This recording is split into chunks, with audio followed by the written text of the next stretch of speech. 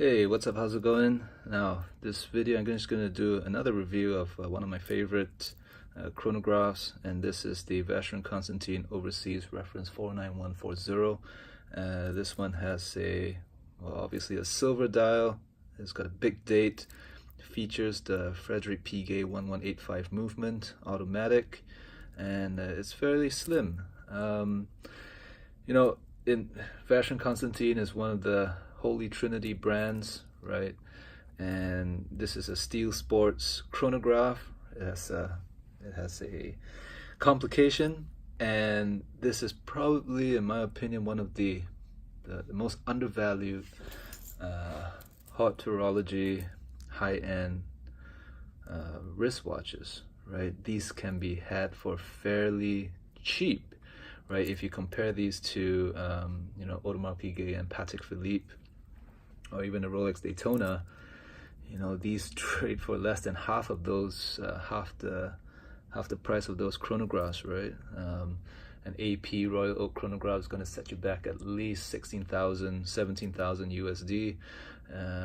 Rolex Daytona ceramic, same thing, 16, 17,000 USD, or maybe more. Right? Patek chronograph, I don't know. Let's not even go there. I haven't even bothered to check, but.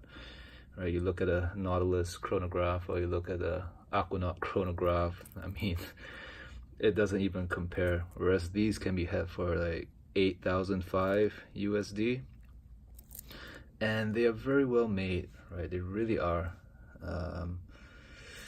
Maybe a bit dated, maybe not for everybody. I don't know. I mean, Vacheron Constantin overseas lineup, their problem is really.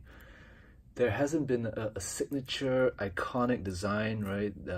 For the overseas, they keep changing and changing and changing. So, it's not like AP's Royal Oak, right? That shape, that octagonal bezel and case, it doesn't change. The same for Rolex with the oyster case.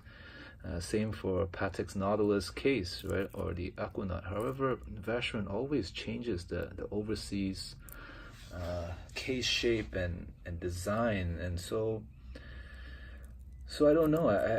I mean, I love the brand. I love Vacheron Constantin's branding. They've been around since 1755. However, their marketing and their current appeal is nowhere close to that of Rolex, Patek, and AP. They're definitely lagging behind in those areas. It just doesn't have that same appeal. It doesn't command the same desire amongst regular people. I love the watch. I love Vacheron Constantin. I really appreciate this overseas chronograph. However, if you're gonna, however, I definitely don't see the same appeal when compared to the Rolex Daytona. It's definitely not as much hype. The word is hype, right? This watch is definitely not hyped up compared to the AP Royal Oak, the Daytona, or the Patek chronograph, sports chronographs, right? People just don't talk about this watch. And I feel it's great buying, right? If you're someone who really appreciates fine watchmaking and really want to get into the Holy Trinity brands, right? Patek AP or Vacheron Constantin, I think this is really the way to go. It's still relatively affordable, and it's a steel sports chronograph, right? You can't go wrong with that. These watches, they're really well made, integrated bracelets to a wrist shot. I have to say that the the class system can be a bit clumsy, right? So you put it on, you gotta snap this one first, right? Put this one over, then there's a little I guess lever. And there you go, right? It's a beautiful chronograph. It's one of those watches that look a lot better on your wrist than on its own, right?